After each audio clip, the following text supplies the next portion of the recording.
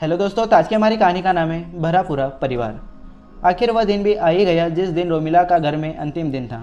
अनिल सिन्हा पूरी तरह स्वस्थ हो चुके थे। देखभाल के खर्च और रोमिला की सैलरी उनका बेटा ऑनलाइन दे चुका था। रिटायरमेंट के बाद अनिल सिन्हा का अधिकतर समय घर में ही बीतता था। उम्र के आखिरी पड़ाव में तबीयत कुछ ज़्यादा ही बिगड़ गई तो विदेश में रह रहे बेटे बहू ने देखभाल के लिए नर्स का इंतजाम कर दिया। 32 साल की नर्स रोमिला सुबह 7 बजे आती और शाम को 7 बजे चली जाती। वह बेहद विनम्र और जिंदा दिल महिला थी। उसके पिता कुछ साल पहले सड़क दुर्घटना में चल बसे थे। घर में केवल बुजुर्ग सास ससुर और एक 10 साल की बेटी थी। रोमिला की देखभाल और दवाइयों के असर से अनिल जी की तबीयत में सुधार होने लगा। बेटा रोज शाम को वीडियो कॉल करके अपना हाल चाल पूछकर अपना उत्तरदायित्व निभा लेता था।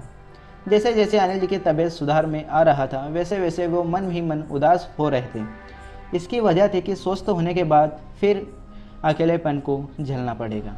अनिल चाहते थे कि रोमिला उनके पास रहे, लेकिन वह नर्स नहीं होममेड थी। उसके जाने के ख्याल भर से ही बुढ़ापे का अकेलापन उनकी बेचैनी को बढ़ा देता।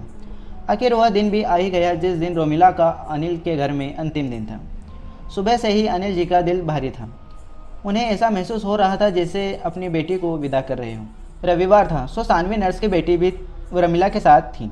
शनिवार को उसके लिए लाए ड्रेस, चप्पल, खिलौने, मिठाई बड़े प्यार से दुलार करते हुए अनिल जी ने उसे थमाया। सानवी झिझकी और अपनी मम्मी की तरफ देखा। मम्मी की नज़रों से हाँ का इशारा मिलते उसने सामान ले लिया। इसमें क्या है अंकल जी? रोमिला ने पूछा। तुम्हारे लिए सूट, अनिल जी ने कहा। लेकिन अंकल जी, इसकी क्या ज़रूरत थी?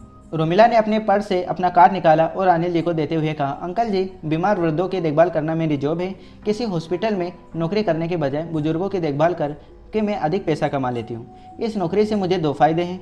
एक तो पति के जाने के बाद मजबूत आर्थिक बल मिला और दूसरा आप जैसे बूढ़ों का प्रेम और आशीर्वाद। जितने भी अकेले वृद्धों को मैंने देखभाल की है उनसे मेरे पारिवारिक रिश्ते बन गए। सभी सुबह अपने अपने ज़रूरी काम निपटा कर मेरे घर आ जाते और आपस में खूब हंसी मजाक की बातें कर पूरा दिन बिताकर शाम को चले जाते।